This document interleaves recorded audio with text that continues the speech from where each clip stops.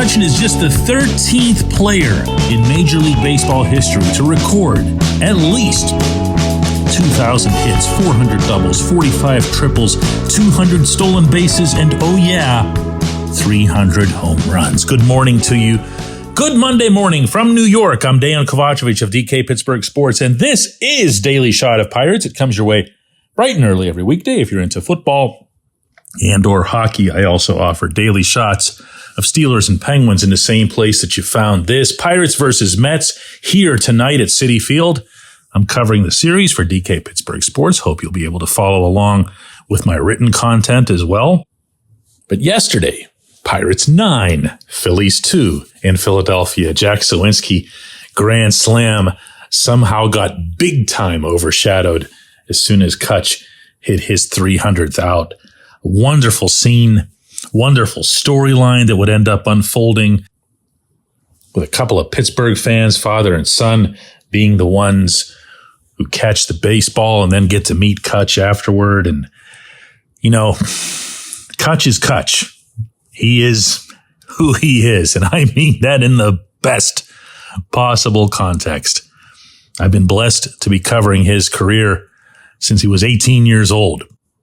And I'm not going to lie, he responded yesterday, including with the drop of the bat, the way he rounded the base paths, exactly as I knew he would, because he's been beating himself up a lot in recent weeks, probably more than he should. I know it hasn't gone well. I know he's looked at a bunch of called strikes, including with men all over the bases. I also know that anytime that happens to somebody who's in their mid-30s or older, nobody waits to wonder whether or not it could be something else wrong with the player. It's just, he's done. He's toast. This is the end. Cutch has had a couple other episodes like that, including with the other teams for which he's played. He's bounced back every time. And look, even if he doesn't, and heaven knows I'm not predicting any such thing, but even if he doesn't, what a career. What a brilliant career on and off the field. Because he's not just about what he's meant to the Pirates. He's about what he's meant to Pittsburgh. He and his wife, Maria, and the work that they've done, including when he was playing for other teams. They would still come back to Pittsburgh and continue their charity work in the offseason. That's commitment that goes beyond words to a city, to a community. And you want to know something? And now I'm speaking as a Hall of Fame voter, as I've been for the past 7 years. If all of that could be wrapped into one package with a big black and gold number 22 bow stamped on top of it, he'd be a Hall of Famer. And maybe he will be anyway. There are all different kinds of ways of looking at stats. There are all different kinds of bars that people will use to make their various arguments. And yeah, there are occasions in which a team, a specific team, will push hard for a player based on what he meant to that team. I got some of that from the Colorado Rockies a couple of years ago, regarding Todd Helton. Helton had been there for a long time. He meant a lot to the Rockies and to Denver. Never played for any other team. Model of consistency. You could throw out any and all mile-high variations on his statistics because he did it so well for so long. And, by the way, was a really good hitter on the road, too. And they got me. They got me on that count. When I would go to Coors Field to cover games, I knew that one of the attractions there was always going to be Helton. He became linked with the franchise. Now, that said, I don't know how many me's there are in the voting equation. And I don't know how many people would, this would be strange, but hold it against Cutch that he didn't, in fact, spend his entire career with the Pirates. It's not as if that was his choice to be traded to the Giants. But the one facet of this, which I have no doubt, is that he's going to be in the discussion. He's not going to be one of those guys who gets lopped off after the first ballot because they failed to meet a 5% threshold, meaning 5% of all voters putting your name on. I think he's going to be somebody who pokes around for a little while, and maybe longer. But I also think that's the next part of this that would have to happen. Cutch is going to need his late career surge. He's going to need something to remind everybody of what Cutch was, for example, in his MVP season, of what the Pirates were in his MVP season and a bit beyond. And for that to happen, one of the two has to materialize. One is that he would go on some sort of late career tear. It does happen. We're seeing it right now in Pittsburgh with Sidney Crosby. Not that Sid needs any help getting into the Hall. For those of you who know your Pittsburgh baseball history, you'll know that Roberto Clemente was a World Series MVP in 1971, well into his late 30s. He, and this has been documented extensively, saw that as his stage, as his next and ultimately final statement about how great he was. Willie Stargell, same thing, late 30s, 1979. Willie wasn't super mobile at that point, and he'd only hang around for another 4 years. But man, in 79, he won. Well, I should say he shared the National League MVP with Keith Hernandez of the Mets. But then, you know, in the World Series, and especially against the Orioles and in Game 7, hitting the home run that he did that made the difference. And then he, like Clemente, getting World Series MVP here. Now, once more, I'm going to repeat here. Clemente and Stargell didn't need any help to get into the Hall. So that's not the point I'm trying to make here.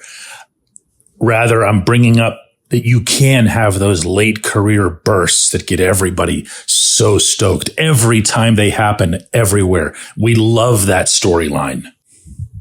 I believe that Cutch would need to capture the imagination of baseball as a whole one more time to really put forth a strong candidacy for the Hall. I don't say that with even a tiny, tiny, tiny sliver of disrespect for what he's done. He is the greatest of the Pirates in this century. He's one of the greatest Pirates of all time. And considering that they're 143 years old and have 13 Hall of Famers, that's saying something. When we come back, J1Q. This portion of Daily Shot of Pirates is brought to you by our friends at North Shore Tavern, that's directly across Federal Street from PNC Park. It's home of Steak on a Stone, an eating experience, underscoring the word experience. The steak is brought to you partially cooked on an 800-degree stone, and you do the rest. It's a ton of fun, it's a great meal, and it's a baseball atmosphere like no other in Pittsburgh. North Shore Tavern, right across Federal Street from PNC Park.